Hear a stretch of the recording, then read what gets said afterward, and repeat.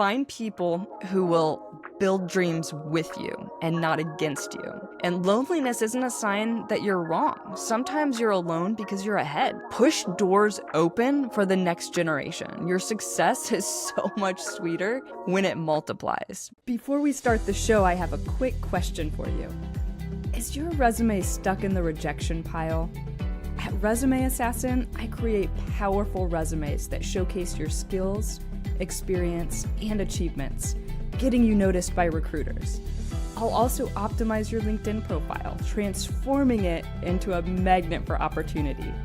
Visit resumeassassin.com today and take charge of your job search. Visit resumeassassin.com.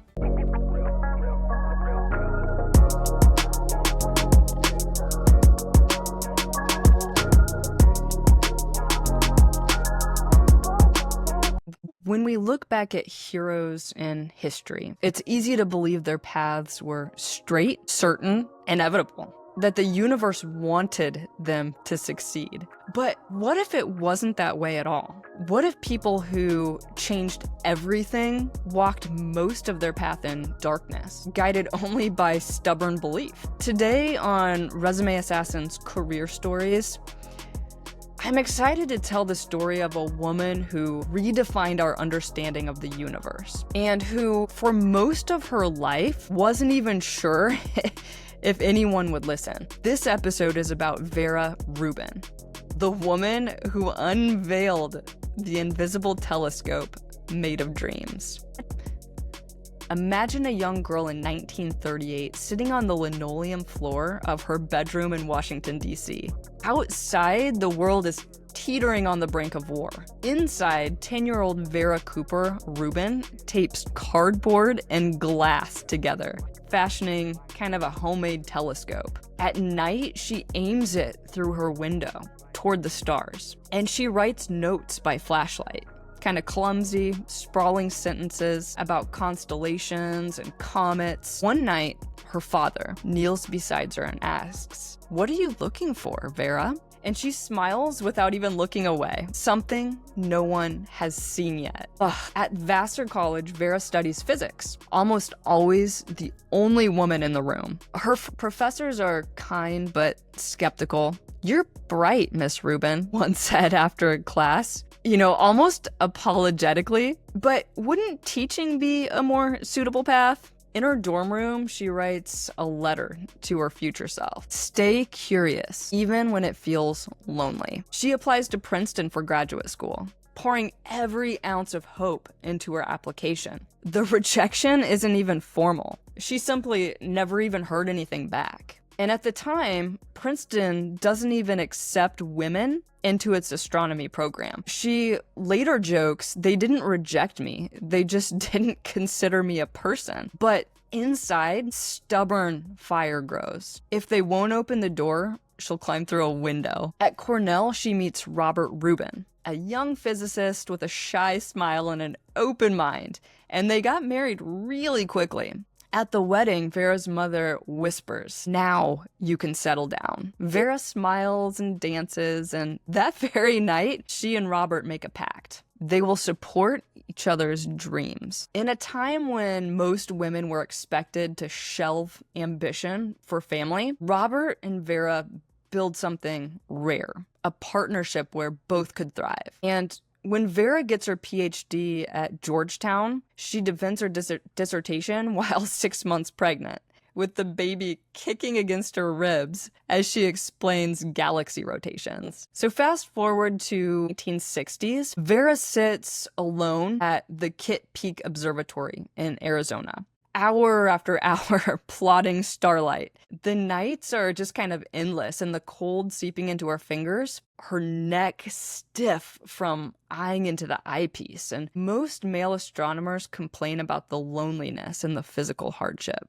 But Vera, she thinks it's beautiful. "The longer I look," she writes in her journal, "the more the universe begins to whisper its secrets." And she notices something really strange. Stars at the outer edges of the galaxies aren't slowing down. They're moving too fast. and they're defying Newton's and Einstein's neat theories. And so she runs the numbers again, and then she runs them again, and the math just screams at her. There's something here that you can't see. Something massive. Something everywhere. And at the next scientific conference, Vera stands to present her findings. The room was full of senior male astronomers, and they kind of shift uncomfortably. One man folds his arms and he kind of mutters, "She must have made a mistake." And another just kind of snickers behind his notes, probably a calibration error. And Vera can feel kind of the heat rising to her face, and her hands are trembling as she grips the podium. But she takes a deep breath. She looks out over the skeptical crowd, and she says clearly, "If my results are wrong, the universe is behaving very strangely."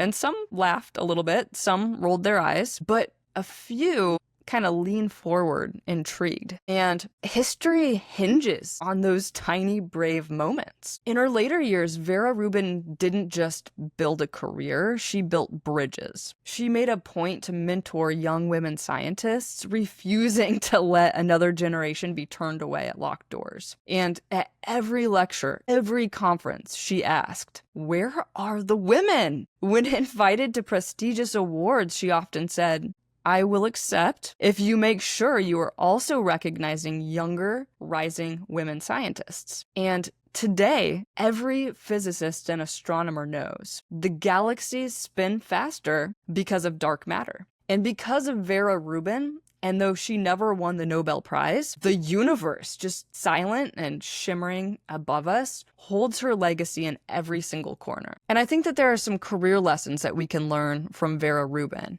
Believe your data, even when others don't believe you. Truth isn't dictated by applause, it's decided by evidence and patience. And partnership is a superpower, you guys. Find people who will build dreams with you and not against you. And loneliness isn't a sign that you're wrong. Sometimes you're alone because you're ahead. Push doors open for the next generation. Your success is so much sweeter when it multiplies. And stay curious even when it's hard. Because curiosity carried Vera through rejection, obscurity, and finally into the fabric of cosmic history. Most of the universe is dark matter.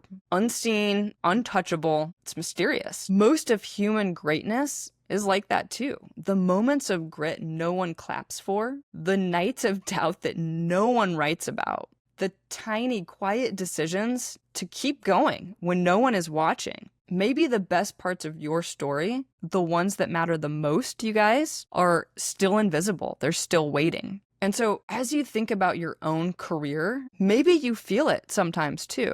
The loneliness of chasing a dream that no one else can quite see. The frustration of waiting for recognition that doesn't seem to come. The quiet wonder of believing in something bigger, even when the path is dark. Vera Rubin's life reminds us the most important work that we do, the work that truly shifts the universe, often happens long before anyone claps for it. It happens in the late nights, unseen sacrifices, and small, stubborn choices that keep us going. So if you're building something right now, a career, a dream, a future, and it feels invisible, remember, invisibility doesn't mean insignificance. Just like dark matter, your work, your vision, your belief, they do matter. And they are shaping things in ways that you can't always measure yet. So stay curious, stay persistent, and stay willing to be the one that sees what others can't. At least not yet. Your career isn't just about reaching a destination, you guys. It's about leaving a trail of light for others to follow. So thank you for being on this journey with me, you guys. Until next time, keep looking up. Thanks for tuning in, guys. Thanks for listening. I will be releasing episodes every Monday, so be sure to subscribe on the platform that you are watching this. Give it a 5-star review, and we'll see you next time.